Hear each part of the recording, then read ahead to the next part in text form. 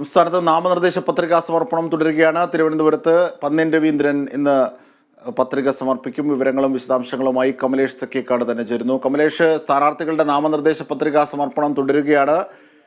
എന്തൊക്കെയാണ് തിരുവനന്തപുരത്തും തെക്കൻ ജില്ലകളിലെയും പ്രത്യേകതകൾ പ്രചരണത്തിലെ? അജിംഷാദ്, ഇന്ന് രാവിലെ 11 മണിയോടുകൂടിയാണ് LDF സ്ഥാനാർത്ഥി പന്ന്യൻ രവീന്ദ്രൻ നാമനിർദ്ദേശ പത്രിക സമർപ്പിക്കുന്നത്. രാവിലെ കലക്ടറേറ്റിലെത്തി മുഖ്യ വരണാധികാരിക്കായിരിക്കും പത്രിക സമർപ്പിക്കുക. ഇതിനു മുന്നോടിയായി വിവിധ പരിപാടികൾ പന്ന്യനുണ്ട്, ചില സന്ദർശനങ്ങളുണ്ട്. നിയമസഭാ വളപ്പിലെ EMSന്റെ പ്രതിമ അദ്ദേഹം സന്ദർശിക്കും.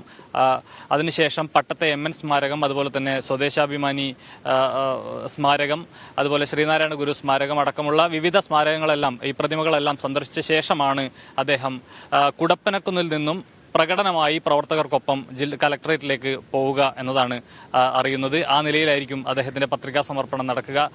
വലിയ തരത്തിലുള്ള പ്രചരണ പ്രവർത്തനങ്ങൾ ഈ തിരുവനന്തപുരം മണ്ഡലത്തിൽ ഇതിന്റെ ഭാഗമായി നടക്കുന്നുണ്ട്. വികസനത്തിൽ ഊന്നിക്കൊണ്ടുള്ള പ്രചരണങ്ങൾക്ക് തന്നെയാണ് 3 സ്ഥാനാർത്ഥികളും, LDFന്റെയും UDFന്റെയും NDAയുടെയും സ്ഥാനാർത്ഥികൾ മുൻതൂക്കം നൽകുന്നത് എന്നതാണ് പ്രധാനപ്പെട്ട വിഷയം. അതോടൊപ്പം തന്നെ ശശി തരൂർ, UDF സ്ഥാനാർത്ഥി ശശി തരൂർ നാളെയാണ് പത്രിക സമർപ്പിക്കുന്നത്. ജില്ലാ കലക്ടറേറ്റിലെത്തി വരണാധികാരിക്ക് അദ്ദേഹം നാളെ പത്രിക സമർപ്പിക്കും. മറ്റൊരു പ്രധാനപ്പെട്ട വിഷയം, ഈ പ്രചരണത്തിന്റെ ഒരു 2ാം ഘട്ടം പൂർത്തിയാകുന്ന ഒരു സമയം കൂടിയാണ്. 3ാം ഘട്ടത്തിലേക്ക് സ്ഥാനാർത്ഥികളെല്ലാം തന്നെ കടക്കുന്ന ഒരു സമയം കൂടിയാണ്.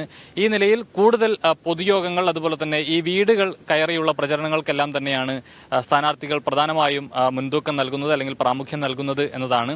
ഇന്ന് പോളിറ്റ് ബ്യൂറോ അംഗം, CPMന്റെ പോളിറ്റ് ബ്യൂറോ അംഗം MA ബേബിക്ക് 2 പരിപാടികൾ തിരുവനന്തപുരത്തുണ്ട്. അത് പന്ന്യന്റെ പ്രചരണവുമായി ബന്ധപ്പെട്ട 2 പരിപാടികളിലാണ് MA ബേബി പങ്കെടുക്കുന്നത്. വൈകിട്ട് 4 മണിക്കും 5:30ക്കുമാണ് തിരുവനന്തപുരത്തെ വിവിധ നിയമസഭാ മണ്ഡലങ്ങളിലായി ഈ പരിപാടികൾ ക്രമീകരിച്ചിട്ടുള്ളത് എന്നതാണ് മറ്റൊരു പ്രധാനപ്പെട്ട വിഷയം. ഞാൻ നേരത്തെ സൂചിപ്പിച്ചതുപോലെ തന്നെ ഈ വികസനത്തിൽ ഊന്നിക്കൊണ്ടുള്ള ഒരു പ്രചരണ പ്രവർത്തനങ്ങൾക്ക് തന്നെയാണ് തിരുവനന്തപുരം മണ്ഡലത്തിലെ സ്ഥാനാർത്ഥികളെല്ലാം തന്നെ മുൻതൂക്കം നൽകുന്നത്. അതിലേറ്റവും പ്രധാനം, അതായത് സാധാരണ തൊഴിലാളികളോടൊപ്പം നിന്നുകൊണ്ടുള്ള പ്രചരണങ്ങൾക്ക് LDF നേതൃത്വം നൽകുമ്പോൾ തിരുവനന്തപുരത്തെ ഒരു IT ഹബ്ബാക്കി മാറ്റും എന്ന വലിയൊരു പ്രഖ്യാപനമാണ് NDA സ്ഥാനാർത്ഥി രാജീവ് ചന്ദ്രശേഖറിന്റെ ഭാഗത്തു നിന്നും ഉണ്ടാകുന്നത്. സ്വാഭാവികമായും തിരുവനന്തപുരത്തിന്റെ നഗരപ്രദേശങ്ങളിലാകെ തന്നെ അതിന് വലിയ സ്വീകാര്യത ലഭിക്കുമെന്ന കാര്യത്തിൽ യാതൊരു തർക്കവുമില്ല.